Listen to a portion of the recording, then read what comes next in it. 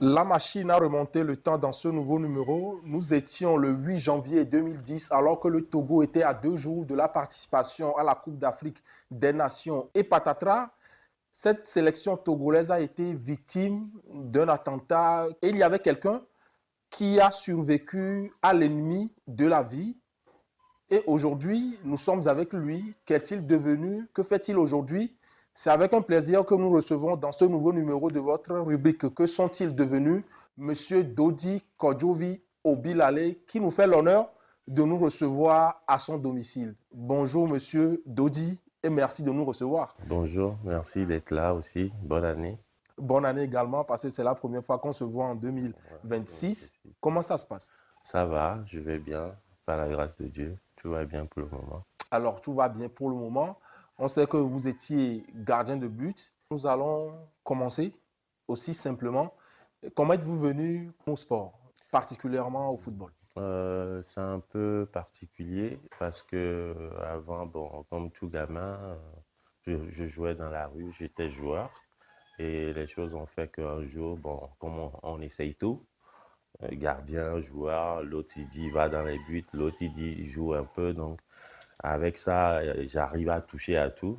Et puis, il y avait une équipe de mon quartier qui Mm. s'appelle Botafogo, pas celui du Brésil, Mm. Botafogo de mon quartier à Nkopé. Et puis, de là, un jour, le coach m'a dit pourquoi tu n'essayes pas gardien de but, vu que je jouais pas beaucoup, parce qu'il me disait que je suis lent, je driblais les gens et je me moquais d'eux, d'aller dans les buts. Et puis j'ai essayé, et puis ça a pris, et puis j'ai pris goût à ce métier. Alors, vous auriez pu quand même dire au coach d'alors que vous ne vous sentez pas bien dans les buts, mais vous êtes resté. Pourquoi concrètement? J'étais resté parce que j'étais sportif multiplex, parce que si vous voulez, j'ai fait du basket, je Mm. faisais du basket, je faisais du tennis, un peu de tout. Donc du coup, comme j'avais cette passion du sport, donc j'avais accepté librement comme ça, et puis ça a pris, et puis voilà, et c'est devenu ce que c'est devenu aujourd'hui. Et comment étaient vos débuts professionnels? Oh, ça a été vite, hein. Et puis, vous voyez, à l'époque, j'avais joué en Ligue 2 togolaise et sort de Lomé. Mm. Et puis, après ça, j'ai fait une année. Et puis, l'Étoile filante est venue me chercher. Et après l'Étoile filante, j'étais parti à l'étranger, plus précisément à Lorient, où j'ai fait des essais, où mon âge a joué un petit peu un mauvais sort pour moi parce que à l'époque, je pense que je rentrais sur mes 18 ans Mm. et ils ont dit qu'ils préféraient garder les jeunes qui étaient formés au centre de formation, les privilégiés, Mm. que de prendre un gardien déjà qui est surclassé, qui est en équipe nationale. Parce qu'à l'époque aussi, je suis Vous faisiez convoqué. la navette? Et exactement. Donc, du coup, il disait que, bon, que j'avais toutes les qualités, mais bon, que l'âge les dérangeait un petit peu parce que chez eux, à 17, 18 ans, tu dois signer déjà professionnel. Mm. Donc, ça a été un couac et du coup, j'étais revenu au pays pour rejouer à l'Étoile filante et Exactement. c'est après que, à la Coupe du Monde et la Coupe d'Afrique 2006 en Égypte que j'étais retourné encore à Lorient. Effectivement, entre 2006 et 2010, vous portiez la tunique jaune des éperviers du Togo. Et comment ont été vos débuts en sélection? Comment c'est arrivé? La sélection, je pense que c'est Monsieur Antonio Dumas qui m'avait sélectionné. Et on avait fait un match où on jouait étoile filante à Gaza, vous savez, avec la ferveur, la rivalité entre ces deux clubs. Et ça s'est passé comme ça. Et puis, je jouais même pas d'ailleurs parce que le coach, il avait privilégié un autre gardien. Et ce jour-là, bon, le gardien, il était absent. D'ailleurs, je lui fais un coucou. C'est Wallace Lolo. Mm. Et il était absent. Et puis, le coach m'avait donné l'opportunité de jouer. Et j'ai joué ce jour-là. On a gagné 1-0 à Gaza, le club d'Agaza. Et puis, le coach, il est descendu de la tribune. Et puis, il m'a dit, demain, toi, je vais te voir à Mm. Kégué. Intéressant. Oui, c'était ça, ça s'est passé comme ça. Après, il a dit à M. Anthony Alex, qui était notre directeur sportif. Et puis, bon, voilà, et ça s'est fait naturellement comme ça. C'est comme ça. Alors, vous êtes passé du numéro 16 au numéro 1 ou vice-versa. Oui, c'est ça. Comment ça a été vraiment en sélection en ce moment? Parce qu'il y avait également Agassa qui était Oui. quand même quelqu'un qu'il faut quand même challenger. Agassa était parti de l'Étoile filante. Quand moi j'étais arrivé, tout le monde disait que j'étais son successeur. Mm. Donc j'étais fan aussi d'Agassa. Sincèrement, j'étais fan de lui parce que même les gens ils m'appelaient Agassa, Agassa, même quand j'étais à l'essor. Et je me rappelle, j'allais voir l'entraînement de l'Étoile filante à l'époque et il y avait une grande ferveur, hein. Les supporters étaient chauds, tout ça. Donc j'ai déjà parlé à Agassa avant qu'il ne parte même à Africa Sport parce que j'étais parti lui demander les maillots et tout comme ça. Il m'a dit après. Une sorte de bénédiction. Voilà, exactement. Bon, il ne savait même pas qui j'étais. Moi, je lui avais parlé en sélection après. Mm. Donc, et tout le monde m'appelait Agassa. Et moi, j'étais arrivé, j'avais les yeux qui pétillaient, j'avais les étoiles dans les yeux. C'était ma première sélection. Et ça s'est passé bien parce que j'ai retrouvé tout le monde. Lors des éliminatoires, j'ai eu la chance de goûter un petit peu à la titularisation. Donc, bien sûr, avec la bénédiction d'Agassa. Et puis voilà, ça a pris. Et puis les gens, ils m'ont jamais vu jouer en tant que numéro un. Et puis bon, le coach aussi, je pense que c'est Jean Thyssen qui m'avait donné la chance de jouer aussi contre le Cameroun à l'époque au Ghana où on les avait battus 1 but à 0. Et c'est là où tout a débuté. Et puis voilà, j'ai pris confiance, il m'avait parlé. Ça n'a pas été facile pour moi, on m'a beaucoup retourné. Les anciens, ils m'ont dit, bon voilà, tu vas jouer aujourd'hui, fais attention. Et on joue quand même contre le Cameroun. Et tu sais comment ça se passe avec Samuel Eto'o et consorts. Donc moi, bon, j'attendais, ça sortait parce que c'est ce que je voulais faire. Donc j'étais pas intimidé ou influencé par l'aura de tous ces grands joueurs parce que il faut dire aussi que j'étais un petit peu dans l'insouciance. Parce que l'insouciance, ça fait beaucoup de choses. Parce que la passion est là, tu as juste envie de jouer. Tu vois pas trop l'ampleur du truc. Donc, tous les paramètres Et ça autour, réduit un peu le trac. exactement, les paramètres autour, c'est un peu compliqué. Mm. Mais j'avoue que ce jour-là, je m'y attendais pas. Je m'y attendais pas que on allait me prendre pour ce match parce que moi j'étais là en train de déguster ma sauce mouton et c'est là où on m'a dit que j'allais jouer. La cuillère elle est tombée de ma bouche. J'ai dit ah ben quoi? Parce que bon, nous tous on savait, Agassa c'est le numéro un et tout ça. Mm. Donc c'est après ça que moi j'étais parti le voir, lui parler, de me donner son maillot parce que je disais que j'allais porter son maillot pour avoir plus de bénédictions. Donc il m'a dit c'est un nouveau. J'ai dit ouais, ben, que moi je le veux bien. Il m'a dit je peux le prendre. J'ai dit non, que c'est à lui de me donner. Et puis il m'a donné, il m'a dit fais attention à toi. Surtout n'écoute pas tout ce qui est autour, reste concentré. Mm. Et puis ça s'est fait. Ça s'est fait comme Et ça. ça s'est fait et vous aviez eu quand même la confiance de Jean Thyssen en ce moment et aussi une confiance renouvelée pour cette canne-là. Exactement. Mais il y a quand même ce 8 janvier Mm. qui fait tache d'huile dans l'histoire du football togolais. Comment avez-vous vécu ce moment? Franchement, c'était un moment fatidique pour tous les joueurs. Mm. On avait le soutien des supporters, on avait aussi euh, les dirigeants qui étaient omniprésents et tout allait bien. Après, on était à Lomé, je pense que c'est un 31 décembre, et où ils nous avaient donné un quartier libre. Bon, on est parti en famille, histoire de prendre 3 4 jours. Et après, on a pris cette route, on est parti à Congo-Brazza. Le 7, la veille, on était sorti pour se décompresser un peu. Mm. Et il y avait les coachs, il y avait les dirigeants. On n'était pas éparpillés, on était en groupe quand même. Et on avait dansé un petit peu, rigolé, boire. Ce jour-là, je pense que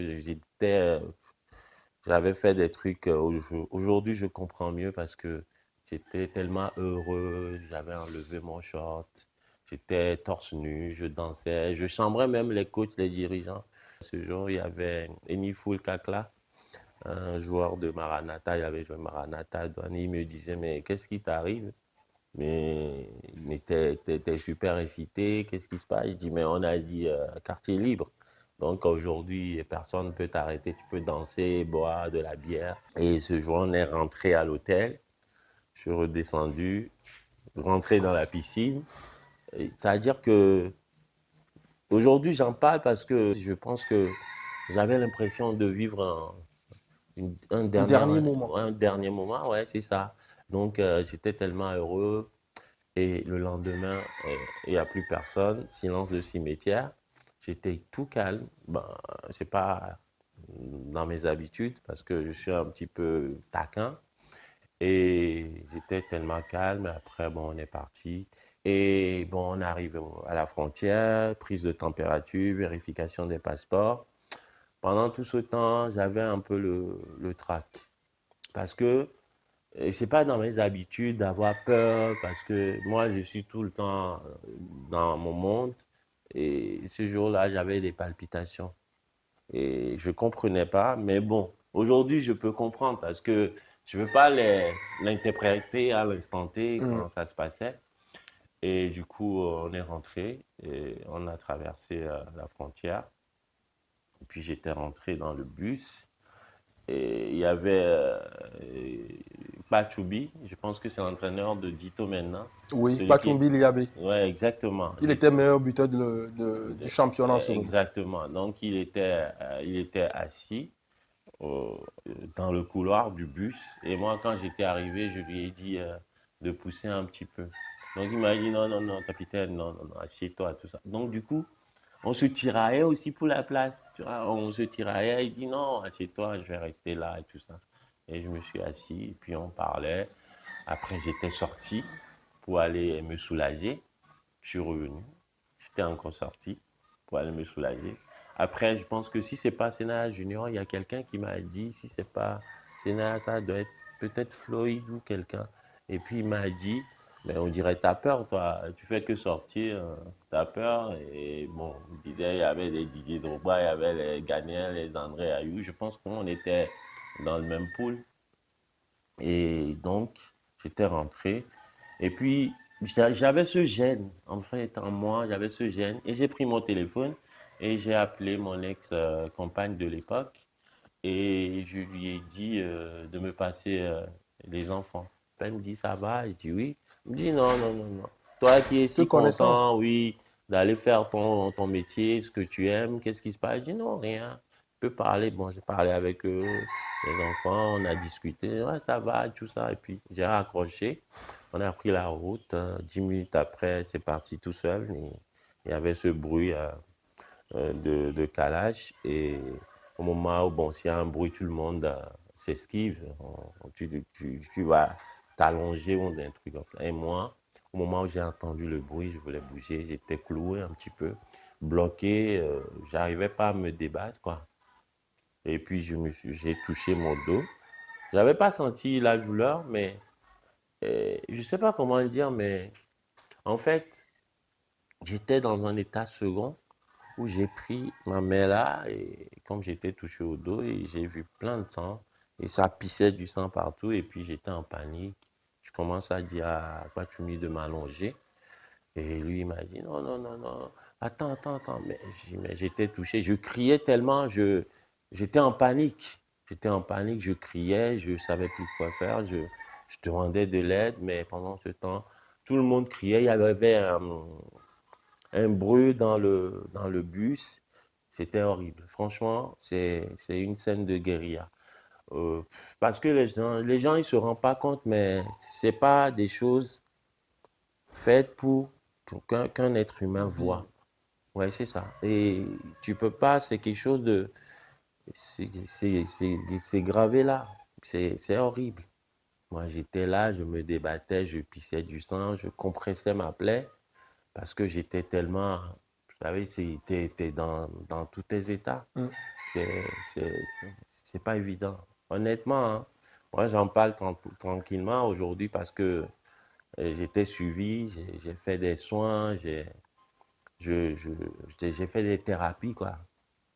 Sinon, tu ne dors pas la nuit. Tu dors pas la nuit. Donc, c'était ça. Après, il y avait un militaire qui était rentré. On a eu la chance aussi d'être escortés parce qu'ils ripostaient aussi, les militaires. mm. Et le comble de tout ça, On avait un bus où il y avait les ballons, les maillots, tout ça. Ça a été fusillé par une lance-roquette. Et puis, comme eux, ils ripostaient, et les militaires ripostaient, c'est comme la GIGN cagoulée, ils ripostaient et tout ça. C'est ça qui les a fait faire reculer un peu. Sinon, franchement, on ne serait pas là en train de parler. Tout le monde va y passer. Et après que ça s'est arrêté un petit peu, ils ont repoussé les assaillants. Il y a un militaire qui est rentré dans le bus, parce que moi j'étais encore conscient, et il a dit, ils sont où les blessés, et personne ne parlait. Parce qu'on croyait que c'était l'assaillant, parce que quand il y avait eu les coups de feu, le chauffeur aussi était touché, la tête sur le volant, et il y avait le klaxon, jusqu'à ce que la voiture s'arrête tout seul. Ouais. Et il est rentré comme ça, armé de fusil, il demande qui sont les blessés. Et personne n'a parlé. Moi, j'ai levé ma main, j'ai dit, mais aidez-moi. Et comme j'étais grièvement touché, et ils ont fait sortir, je pense qu'ils ont fait sortir le coach. Après, ils ont fait sortir Stan. Et honnêtement, c'était chaud. C'était vraiment chaud. Et ils m'ont porté. J'étais avec Serge à Capo. À un moment donné, moi, je ne parlais plus. J'étais resté tranquille parce que je partais un petit peu. Et Serge, il était effleuré par balle au niveau de l'omoplate et il me donnait des tapes au visage, de me réveiller. Tout au long trajet. du trajet, il me réveillait et tout ça. Et arrivé, j'avais, je dirais, j'avais perdu conscience à 10%, mais j'avais les yeux révulsés. On m'avait porté sur une civière, vous avez vu l'image, où j'étais en col-but, en débardeur blanc.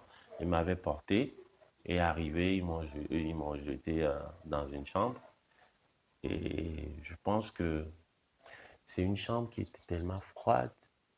Si je ne me trompe pas, si je ne dis pas de bêtises, et je suis sûr de ce que je dis, c'est à la remorque.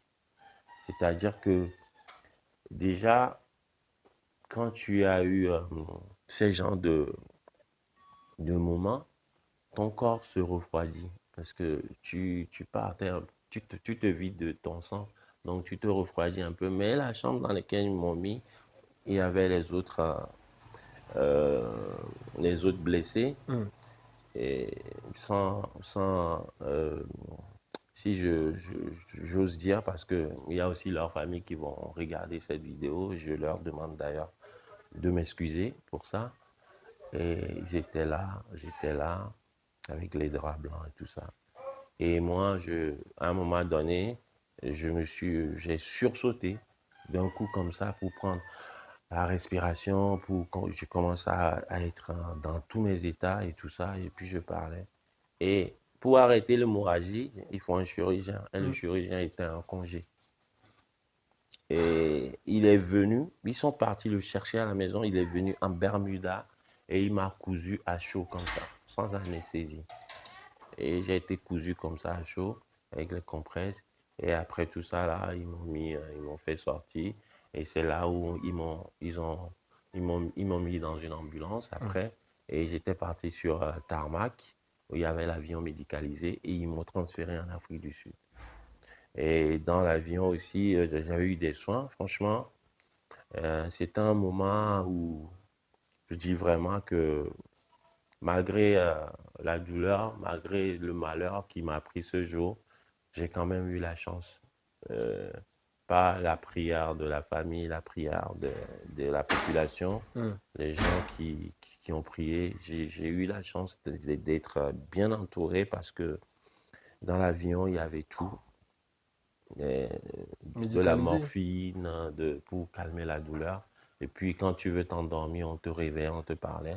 Et arrivé en Afrique du Sud, ils m'ont déjà annoncé mort.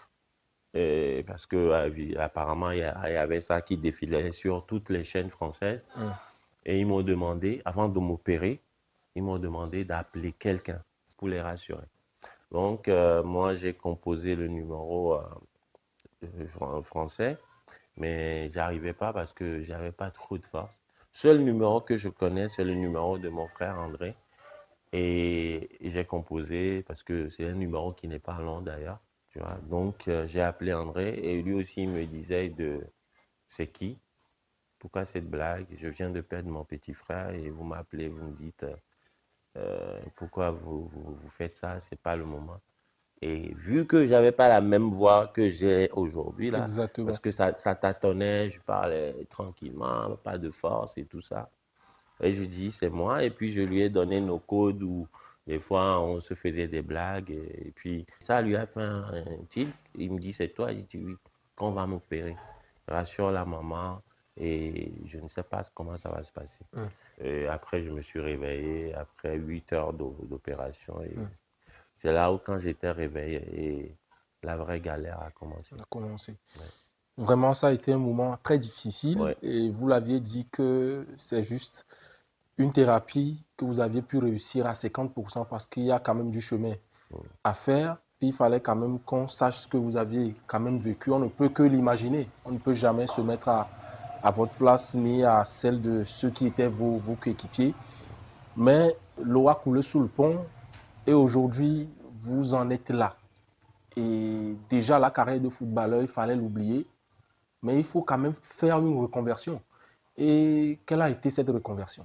Oh, c'était un peu difficile parce que c'est ça, je dis souvent aux jeunes joueurs que de ne pas négliger le côté éducatif et de rester concentré parce qu'on ne sait jamais ce qui peut se passer. Quand tu es jeune, tu commences à prendre goût à l'argent et tu te dis, c'est bon, c'est ça, c'est pour ça qu'on va à l'école pour bouillir la marmite et tout ça. Mais quand moi j'ai eu mon accident, et premier mois, après 6 mois, il y avait du monde. Il y avait du monde. Tout le monde t'appelle. Des gens que tu t'y attendais pas, ils t'appellent, que ce soit des personnes connues, des gens influents, tout ça, tout ça. Et petit à petit, ça diminue. Ça diminue, ça diminue. Tu te retrouves seul dans un lit d'hôpital en train de faire la rééducation. La famille souffre, les enfants souffrent. Parce que moi, il faut dire aussi que euh, dans mon accident, après l'accident, j'étais séparé. Parce que des choses comme ça, quand ça arrive, soit ça vous soude ou ça vous sépare. C'est ça. J'étais devenu, j'étais dépressif et la personne qui m'accompagnait aussi était tombée malade parce qu'elle ne supportait pas de me voir en fauteuil ou allongé sur le ventre pendant des mois, des mois. Et puis, tu sais, t'en veux à tout le monde. Le côté psychologique n'y est pas. Et je commence à délirer. Et ça l'a affectée. Et elle aussi, elle est tombée malade. Jusqu'à ce qu'elle s'est fait interner.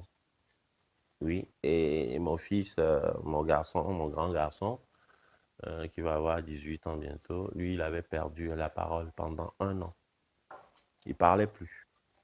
Le reste, c'est le décor. Mais l'intérieur, il y a beaucoup de casseroles, vous voyez. Et c'était ça. Et ça s'est passé comme ça et tu te retrouves seul et puis il n'y avait plus personne.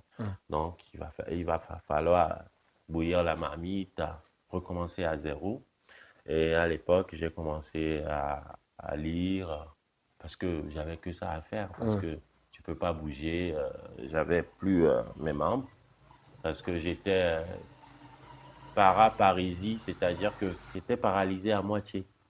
Je sentais, mais il faut que je sois bien concentré pour qu'on me touche, que je sente. Si je ferme les yeux, je peux même pas deviner où elle est ta main. Donc, c'était ça. Et après, j'ai commencé à écrire, à faire des récits, à parler de ma vie, parce que j'avais un collègue qui me conseillait autant pour moi d'écrire, hein, de me vider, que c'est pas bien de pleurer tous les jours, que ça va me faire du mal et tout ça. Et j'ai commencé à écrire. Après, j'ai parlé avec ma grande sœur qui est à Toulouse, notre grande sœur. Et du coup, elle m'a dit le mieux, c'est que tu retournes à l'école. Et je dis non, mais qu'est-ce que moi je vais faire à l'école à 25 ans Ouais. et c'est bon. Il me dit non, il faut parce que là, tu vas faire quoi? Tu vas rester dans un fauteuil roulant à regarder en l'air et à rester seul comme un vieux mec, lève-toi et tout ça. Bon, il commence à me donner des coups de pied au cul et puis j'ai commencé à lire, à faire des recherches et puis j'ai fait le bilan de compétences Mm. dans, dans un, dans un centre pour jeunes.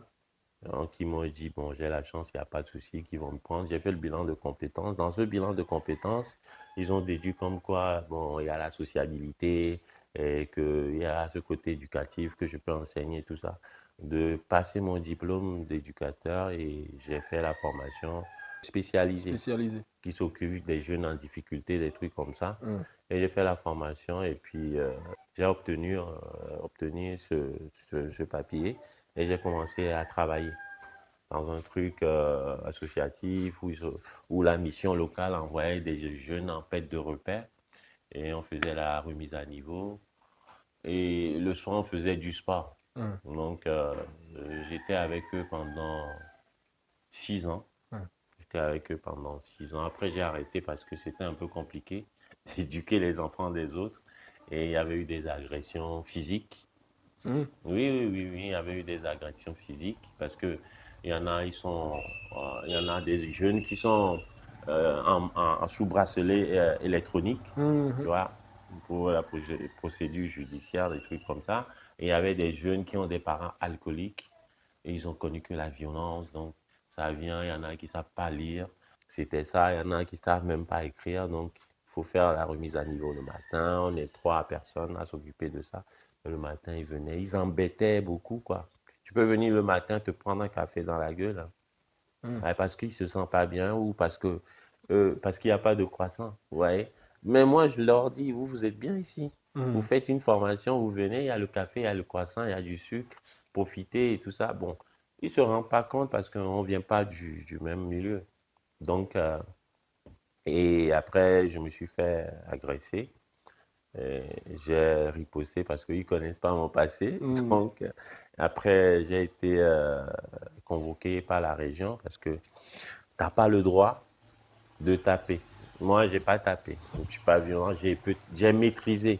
Mais ça a été un petit peu violent à leur goût. Donc, j'ai dit au patron que moi, j'ai tout ce que j'ai subi. Un jeune de 18 ans ne va pas commencer à m'étrangler en me disant, dis, c'est qui le patron, tout ça, devant ses camarades. Oui, oui, oui. C'était ça, ouais. C'était ça où ils vont prendre tes béquilles et courir. Ça les amuse, eux, tu vois. Je sais qu'entre eux et moi, bon, eux, ils viennent, il y en a, ils se réveillent, ils se débarbouillent, ils viennent en cours. Donc, ça me faisait ni chaud ni froid. On était formés pour ça. Exact. Et après 6 années, j'ai dit non, stop. Rentrer avec le stress. Pour dire, j'ai une anecdote. Il y a un jeune qui est venu avec un pistolet artisanal. Oui, oui, oui, oui. Parce que son copain a traité sa mère de, vous voyez? Et il n'a pas apprécié, il est venu avec un pistolet. Et quand vous avez vu ça, Non, mais c'est le c'est, flash. non, mais c'est, en fait, vous voyez les petits pistolets avec des trucs d'aluminium dedans, là. Oui, Ouais, ça peut tuer, oui, c'est une arme quand même. oui. Et tout le monde s'est barré. Et moi, je me suis retrouvé avec le petit et son copain, le pistolet sur la tempe, parce que franchement, ce que je vous dis là, ça va paraître un peu un film hollywoodien, mais c'est la vérité. Mm. Et j'étais tétanisé. Moi, j'ai subi un truc, un trauma comme ça. Et les jeunes là, ils agissent comme ça. Et je suis en train de le raisonner. Arrête, c'est pas bien, laisse-le, c'est pas grave. Écoute, laisse tomber, fais attention. Parce que moins de faux gestes, ça peut partir. Et moi, c'est quelque chose. Honnêtement, j'ai failli me faire dessus. Parce que Parce j'étais que mal. vous voyez en flash. Oui, parce que j'étais mal. Après, j'ai réussi à le raisonner et il a dit, dis merci à Doji. Sinon, ce que j'allais te faire. Et il est parti, bon, on a signalé. Et en plus de ça, il avait un bracelet hein, Électronique. électronique, tu vois. Et là, j'ai dit, mon vieux, barre-toi. Mm. Parce qu'on ne sait jamais. Quelqu'un peut te pousser par leur bruit. Du coup, j'ai arrêté ça. Et puis, j'ai réfléchi. Et puis, je voulais me lancer un petit peu dans l'agroalimentaire, l'agriculture. Mm. Donc vous J'étais êtes revenu au pays. J'étais revenu au pays. Et j'ai vu avec les instances compétentes et puis on a parlé, j'étais un ADEPT, j'ai touché un peu le ministère et puis ils m'ont aidé un petit peu aussi à faire le forage, acheter le terrain, j'ai commencé à faire les ananas, les betteraves, du maraîcher, tout ça là. Et ça marchait. Donc, je signais des conventions, j'allais livrer, je vendais aux femmes, tout ça. Et voilà, c'était une bonne activité pour moi, pour cette reconversion. J'ai fait ça pendant 1 an et demi, un truc comme ça. Après, un jour, je me réveille et puis tous les 10 hectares d'ananas et tout ce que j'ai, ça a pris feu. Pris feu, Bon, je dis ça a pris feu, mais bon, je c'est-à-dire pense c'est que parti en vrille. oui, et il y a le maraîchère là, il y a une route là, il y a les ananas. Si, même si c'est le feu de brousse, et j'ai fait les enquêtes jusqu'à aujourd'hui, on n'a pas trouvé les auteurs. Hmm. Et du coup, j'ai laissé l'activité là en suspens. Et après, vous ne vous êtes pas relancé dans une autre activité sociale? Non, non, non, non, je ne me suis pas relancé. Je commence à avoir avec les collègues, quelques amis, et puis je cherche un peu du sponsoring. Hmm. Je demande à eux, venez, on va travailler la terre, venez, on va faire ci. Donc les gens, bon, avec la situation économique, les gens, ils ont peur. Parce que j'ai eu beaucoup d'expériences là-bas où tu prends les gens, bon, ils se disent, bon, c'est au Bilalé, ouais, on va surtaxer les factures. Donc tout ça là, ça fait peur aux gens qui sont à l'Hexagone. Vous Exactement. voyez, donc les gens, ils refusaient catégoriquement. Mais je commence à aller à faire ça petit à petit Hmm. avec mes petites économies. Et je vais chercher quelqu'un de bien pour pouvoir m'aider, rester là. Parce que j'ai un pied à terre aussi là-bas. Hmm. Donc, pour pouvoir vivre là-bas, et moi, j'aime l'agriculture. Bon, j'aime l'endroit avec l'élevage et trucs comme ça. Donc, Hmm. pour le moment, j'attends de pouvoir faire ce que j'aime, Hmm. comme l'agriculture. Et voilà, pour le moment, c'est en suspens. C'est en suspens. Oui. Et comment Monsieur Dodi Kodjovi Obilale vit? Ah, je vis comme tout le monde, hein. Je me débrouille, hein. J'ai des copains, s'ils ont des petits trucs à me proposer, je fais.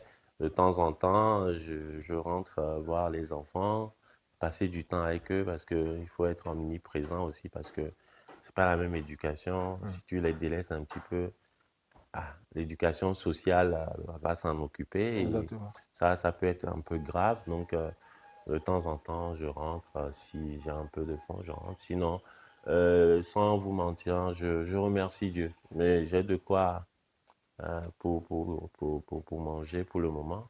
J'espère que ça va durer. Et après, je vais relancer mes activités et puis voir comment je peux m'en sortir parce que c'est pas évident. Et quand j'ai appris, excusez-moi de dire ça, mais quand j'ai appris la mort de Monsieur Nibombe Wake, Hmm. ça m'a beaucoup touché. Hmm. D'ailleurs, je fais un clin d'œil à la famille et pleurer. Et parce que personne n'est à l'abri. Hmm. Tout le monde n'est pas On est fort, atteint hein. psychologiquement. Exactement. Tout le monde n'est pas fort intérieurement. Il y en a, ils luttent. Moi, j'essaye de faire au mieux Hmm. ce que je peux faire. Je prends soin de moi et tout ça. Mais à l'intérieur, personne ne sait ce qui se passe Hmm. dans la tête, dans ton corps. Des fois, tu te réveilles, tu as mal, Hmm. tu vas aller chercher des médicaments nécessaires ou tu vas aller faire des soins à l'étranger. C'est ce que je fais souvent. Donc, on ne sait jamais, ça peut arriver à tout le monde. Et moi, ça m'a beaucoup touché. Et il faut on accompagne beaucoup.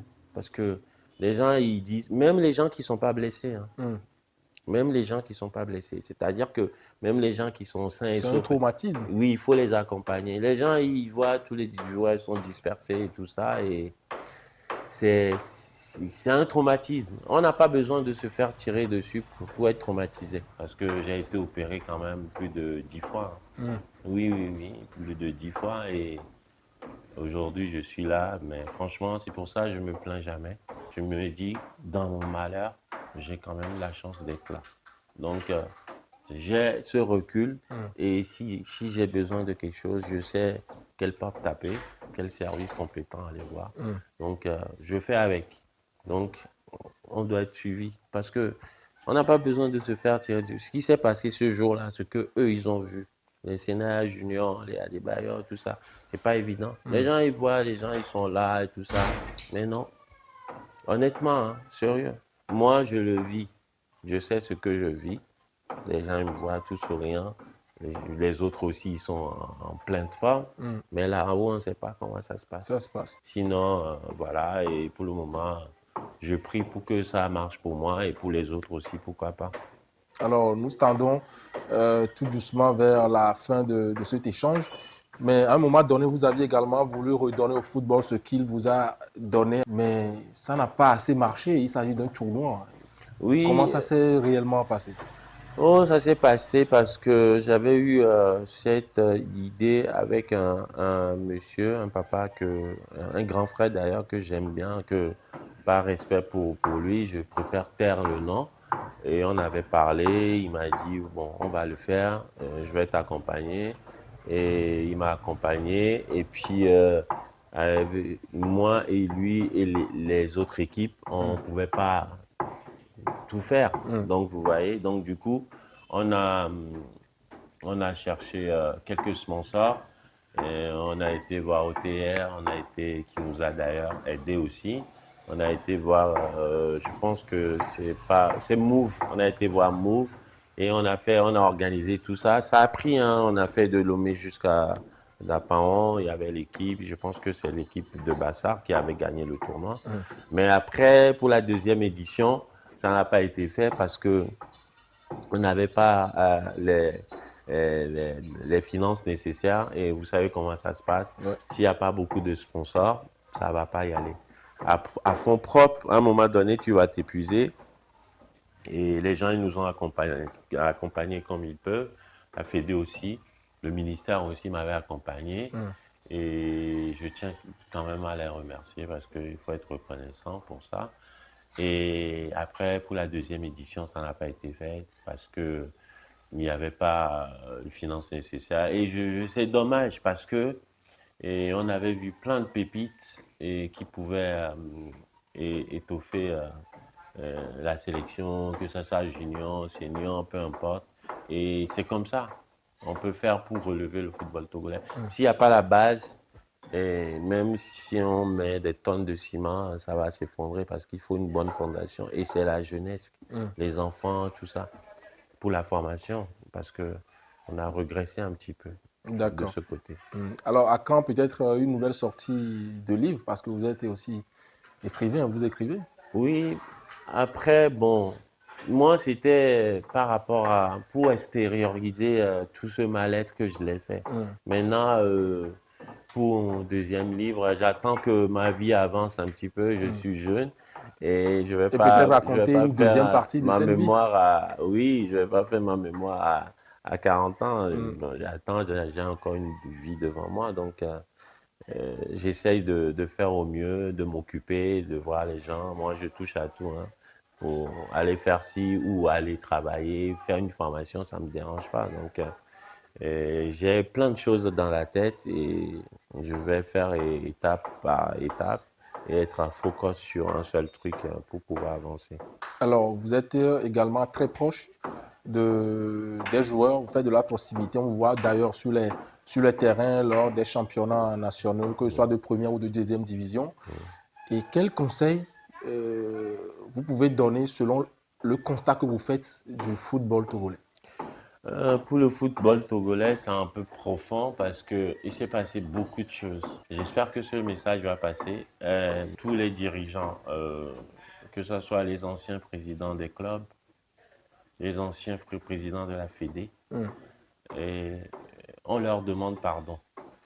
On leur demande pardon et que leur cœur s'apaise. Alors, vous leur demandez pardon. Et s'il y a un conseil aux jeunes pour terminer?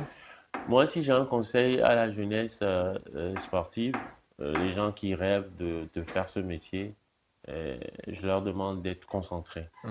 D'être concentrés surtout sur le bagage professionnel. Nous, aujourd'hui, on a eu la chance d'aller voir ailleurs. On ne sait pas comment ça va se passer pour nos frères. Parce que beaucoup de personnes rêvent aujourd'hui d'être un grand footeur et je leur demande de beaucoup travailler. Rêver, c'est bien, mais travailler est mieux. Parce que quand tu travailles et que tu crois à ce que tu fais, un jour, ça va payer.